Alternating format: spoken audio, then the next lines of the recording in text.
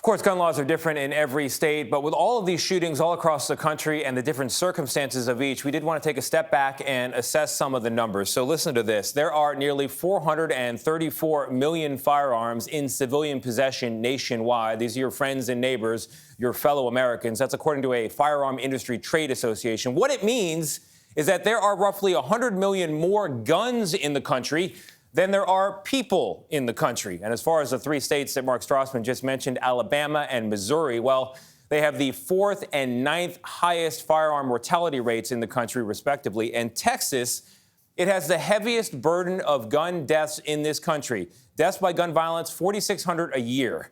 And that is only good enough in that state for 27th as a mortality rate, middle of the pack. Think about that.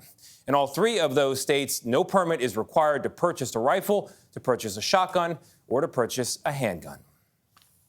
Now to a major development in the federal investigation into Hunter Biden's tax returns. An attorney for an IRS supervisor is sending a letter to lawmakers today asking for whistleblower protection for his client. He's alleging the investigation is being improperly influenced by, quote, preferential treatment and politics. Our chief investigative correspondent, Jim Axelrod, is here with more. Jim, good morning. Good morning, Nate. We are learning more about this potential whistleblower, described by his attorney as a nonpartisan career civil servant who's looking for protections to share what he's experienced. My client wants to come forward to Congress. He's ready to be questioned about what he knows and what he experienced under the proper legal protections. Attorney Mark Lytle's client is a supervisory special agent at the IRS who's prepared to tell Congress the investigation he's been working on has been hampered by what he thinks is special treatment.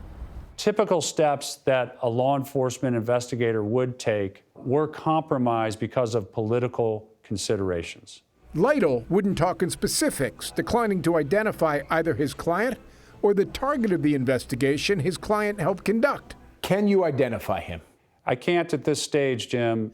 But CBS News has learned the investigation the whistleblower worked on is about Hunter Biden. What we're doing is being completely cooperative. That was Biden 2 years ago, after the DOJ opened an investigation into his finances. The FBI collected what it believed was sufficient evidence to charge Biden with tax crimes, and last year sent its findings to the U.S. Attorney in Delaware. Since then, silence. Why can't your client talk to us directly at this point? There are laws that provide protection to whistleblowers, and he has to navigate that. Yesterday, Lytle sent this letter to Congress claiming his client could provide information that would contradict sworn testimony by a senior political appointee. I have promised to ensure that he's able to carry out his investigation. CBS News has learned that was Attorney General Merrick Garland, who gave testimony about the Trump-appointed U.S. Attorney in Delaware conducting the Hunter Biden investigation. Lytle says neither he nor his client are motivated by politics. Would you find any evidence or allegation of a political agenda? No. To him, the truth is one truth, and he wants to come forward with it. Lytle told us the whistleblower has been with the IRS for more than a decade and has extensive documentation to support his allegations. The things he's been through are very well documented in emails and other communications with the Department of Justice.